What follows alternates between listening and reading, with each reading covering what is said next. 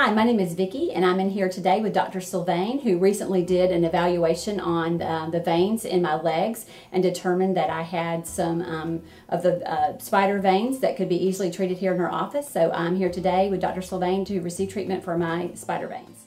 Hi, I'm Dr. Gayla Sylvain at Eagles Landing Skin Enhancement and Vein Center in Stockbridge, Georgia. Today we're going to be discussing sclerotherapy. Sclerotherapy is a procedure where we use solutions to treat spider veins, typically on the legs, but also on the face, breast, chest, any other area where a person may have spider veins. This procedure can be applied to treat those veins. What we do with this process is we actually take an FDA-approved solution that is designed to irritate the lining of blood vessels, which then causes them to shut down, which is the ultimate goal, to cause them to sclerose so that you no longer see them in the areas of treatment. Spider veins are the small red veins and blue veins that many people see, especially on the legs, also on the face, a common area. Most people will get spider veins, typically if they have a family history of spider veins, which may be the most significant risk factor. However, some women will get them even if they don't have a family history.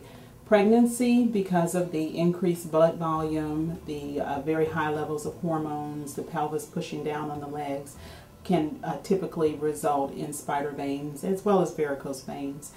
So the more pregnancies a woman has, the more likely she is to get spider or varicose veins. Sometimes hormone replacement therapy, birth control pills, and then occupational risk factors such as prolonged standing in one place. I treat a lot of nurses, hairstylists, people who work in factories that stand on hard surfaces. And that's because if you're not able to move around, you're not exercising the muscles, and not exercising the muscles in the legs make the blood pool, because the muscle is what pumps the blood back up to your heart. So those occupational risk factors are certainly significant as well. Now we're going to start the treatment process for Vickie. What we will do first is start in one area of her leg, and we decided to start here on the front of her thigh, which is where a lot of her spider veins are concentrated. I will use a solution called a Sclera, which is polydocanol, which is an FDA-approved detergent solution. In the past, we had used sugar and salt solutions, which worked. However, they weren't as effective as the solutions that we have today. Also, those solutions tended to burn on application and cause excessive irritation and increased risk of complications. Today, with the solutions that we have, including a Sclera, we're able to treat the veins without the discomfort associated with the injection itself, as we had with the older solutions that we used. Prior to deciding that we were going to do spider vein treatments, I did a consultation on Vickie to determine whether her veins were strictly cosmetic or if she had an underlying medical issue. Because of some symptoms that could be associated with varicose veins and some veins that were under pressure, we proceeded to do an ultrasound mapping. An ultrasound mapping is an ultrasound of the superficial venous system where we actually view the veins directly, measure the sizes of the veins, and check for what we call reflux, which is backflow of blood, which is a determinant factor allowing us to see if the veins or the valves in the veins are working appropriately. Many symptoms of varicose veins include leg heaviness, fatigue, achiness, swelling, restless legs, and sometimes skin changes or ulcerations at the ankle. What I do first is I have pre-drawn my solution into a syringe and diluted it to the concentration that I wanted to use. I use a stopcock, which I actually use air on one side and solution on the other side, and we do something that we call foam sclerotherapy. And what that does is I place the air in the solution to foam the solution. Foam sclerotherapy has allowed us to get a lot more effectiveness with the treatment, because what the foam does is it sticks to the lining of the blood vessel, giving a more effective irritant with the solutions that we're using. Now, the needles that we're using are not the typical needles that you would expect with an injection.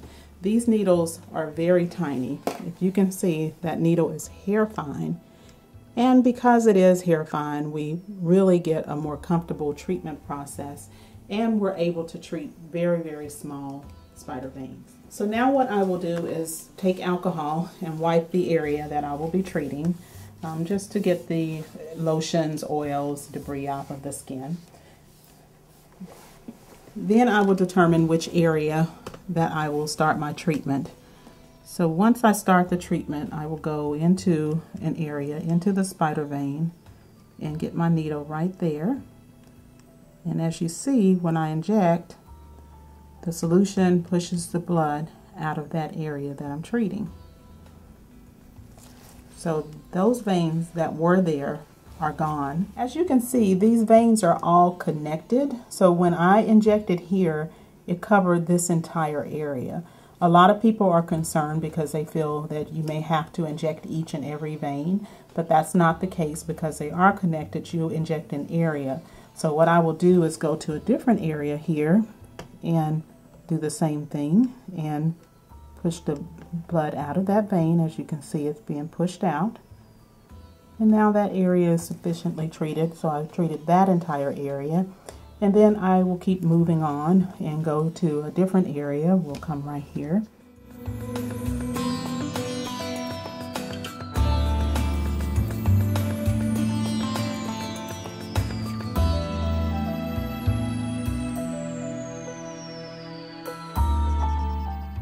And so I will do that until I cover this entire area.